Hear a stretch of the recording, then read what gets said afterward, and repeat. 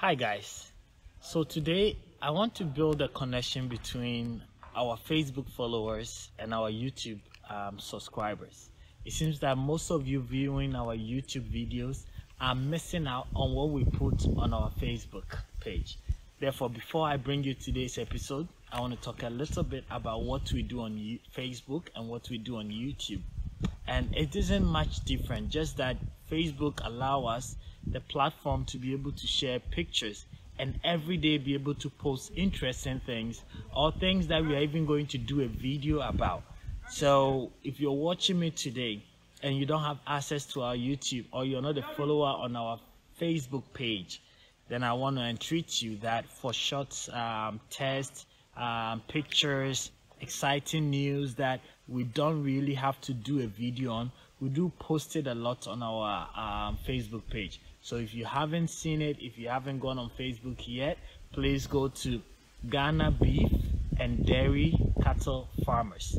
If you search Ghana Beef and Dairy Cattle Farmers, you should be able to find us there. And do like the page, and you can get constant updates every day. We try our best to take as much pictures of everything that we are doing here at the farm and post it there. And if you're on Facebook and you have also not subscribed to our YouTube channel, then this is also an opportunity for you to really watch some of our videos where we talk in details of things that we are doing here at the farm. So this is just a little bit of information I wanted to share with you. If you're not on Facebook, that's fine. You can continue enjoying our YouTube. So today we have a new project and we want to share it with you.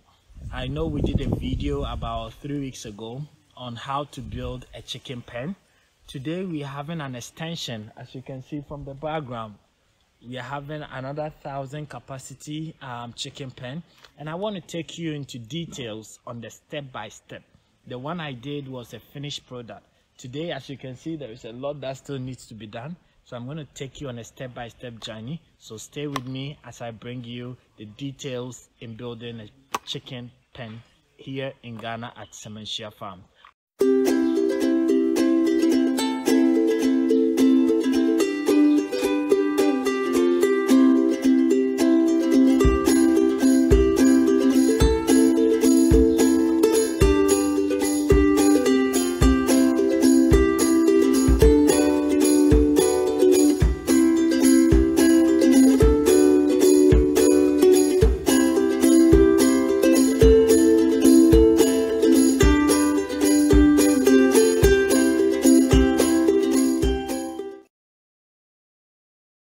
Hi guys, welcome back. So as I said, today we're going to be talking about our extension to our new poultry pen.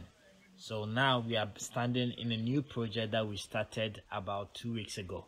We are building an extra pen for our chicken here at Sementia Farms.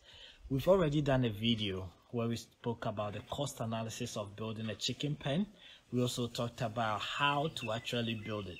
And today I thought it wise to bring you into the project and see some of the stages as they progress instead of doing a video on the finished project. So today I want to bring you here where we are actually in the process of building it.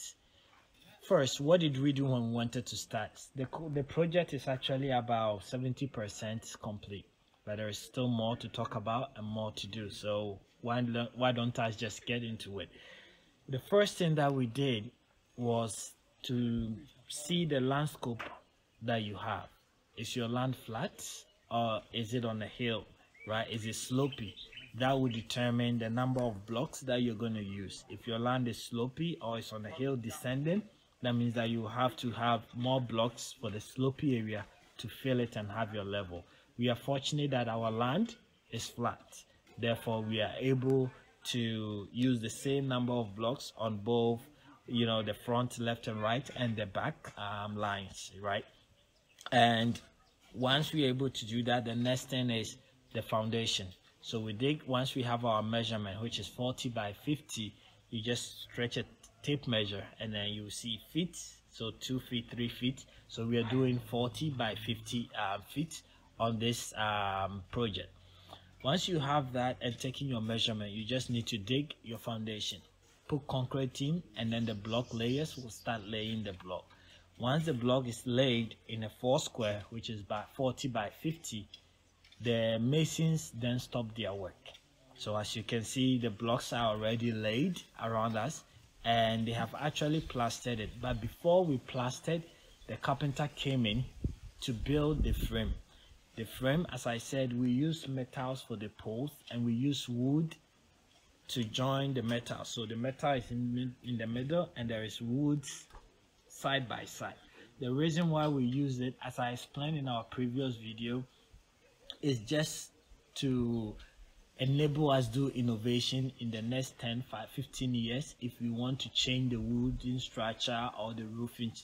The metal is not going to rot, so it can hold it whilst we take the wood from it and be able to replace new wood, so that all the time our pen looks very strong. So as I said, the choice is yours, whether you want to use metal alone or you want to use you know, the wood alone. So that is your choice. But the carpenter comes in, build a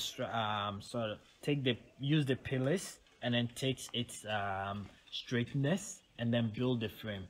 Once the frame is set, he then use the 2x4, as we've already talked about in our previous videos, to do the roofing. And then you know the number of packets we use for 1,000 capacity pen.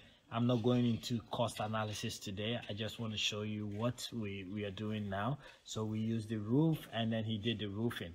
After the roofing was completed a day after, before yesterday. And then yesterday, the masons came in and did the plastering. As you can see, the plastering is still very new, and because it was just done yesterday. So after they've done the plastering inside and outside, what they do next is now casting. So today they are going to be casting the floor. Hopefully we will be able to show you some video in the afternoon where they are actually casting and how they do cast. The casting is where most of the cost is. A lot of cement is involved when casting, so we will be able to show you a couple of the process there. So after the casting, hopefully today they will finish. Then the carpenter will come back again and do the netting. The netting is where he takes the nets that we go around it. I mean, there are so many kind of nets. I think we've talked about it in our how to build a chicken pen video on what nets is appropriate. So go watch that if you haven't, and then there are a few lessons that we can learn from there. Once the netting is done, then the only thing left is for us to clean and be able to prepare for the chicks to arrive. So basically this is what we are doing today, and we thought it wise to be able to share this experience with you, so that as you think about building your chicken pen, you can really see the steps that we are taking to do it here as well. This video is more of a complementary video to the cost analysis and how to build a chicken pen video. So if you haven't watched that, please watch that, and when you watch this, hopefully you'll get a better understanding and a good link to it.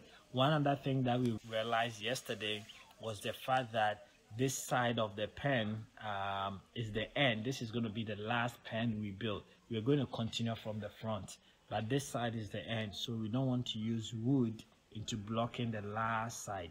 We want to use blocks. So now we are changing our mind from wood to blocks, and I think that is another important tips because of theft and so many other things, since it's facing the bush. So we're trying to use block, and this is something we realized yesterday, and I want to share it with you guys too.